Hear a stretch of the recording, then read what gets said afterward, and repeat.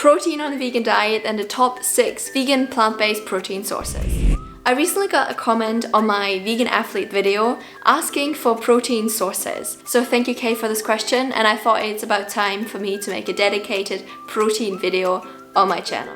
So in this video I'll go briefly into the human protein requirements as well as how I personally get my required protein per day. Plus I will also briefly scratch on the topic of the protein combining myth, because some people are still thinking that plant protein is inferior to animal-based protein. And for last I will show you the top 6 protein sources on a vegan diet. As always, I will put timestamps in this video, so feel free to skip around and watch whatever interests you the most. Let's get right into the video.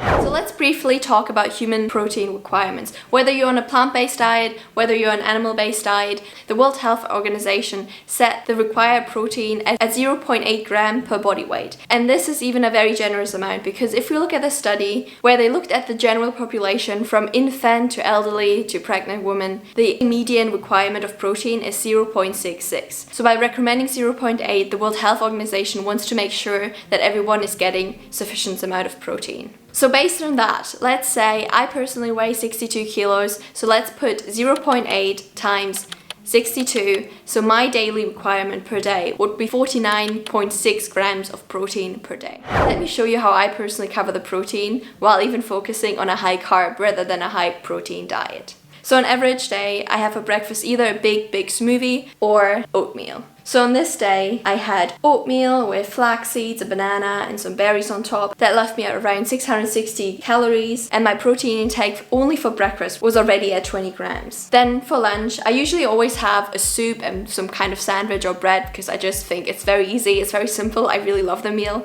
So I choose whole grain, and if I have a whole grain bread with hummus, rocket, and tomatoes, and that in total gives me a protein intake from that single meal at 25 grams. And on this day, I didn't even have soup, unfortunately. And later on for lunch, on this day I didn't even work out, but usually I would go for a workout. I had 5 medjool dates as well as a coffee with some soy milk, and that gave me around 400 calories with 7.5 grams of protein from the soy milk. And for dinner I made a veggie curry with chickpeas as well as rice on the side, and my portion for that in total was 620 calories, 25 grams of protein. And as you can see on this particular day, without even focusing on protein, I ate around 80 grams of protein, and I obviously back calculated, so I divided the protein content with my weight, and that left me with 1.2 grams of protein per body weight. So as you can see, it is very simple with easy healthy ingredients to get to the required protein intake, and even exceed it by far. And that's why it's no wonder when they conducted a study of over 30,000 people to see if omnivorous people, vegetarians as well as vegans get enough protein, that they found out that vegans and vegetarians not only get enough protein but also exceed the protein requirement by 70%. To illustrate that even better, let's have a look at this. If I personally would eat only potatoes in a day, that would be like 3 kilos of boiled potatoes. I will get the sufficient amount of calories that I need for my body, which is around 2,200 calories per day, as well as 48 grams of protein, which will basically be my required protein intake per day. Although I do have to say, if I would eat that over a long period of time, over days, I would probably lack certain nutrients and vitamins because it's quite monotone. And now let's come to the favorite discussion I have with people, when people tell me that plant protein is inferior to animal-based protein. Now let's look a little bit deeper into this topic. So there are 20 amino acids, from which 9 are essential for us to consume through our diet. Animal-based proteins have very high amounts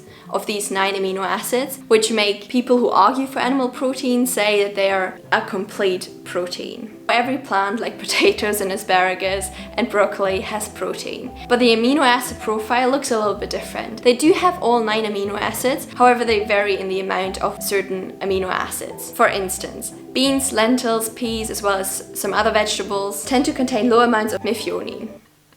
I can't pronounce it. On the other hand, grains, nuts and seeds tend to be low in lysine, which by the way is a good thing, that we don't consume high amounts of all essential amino acids.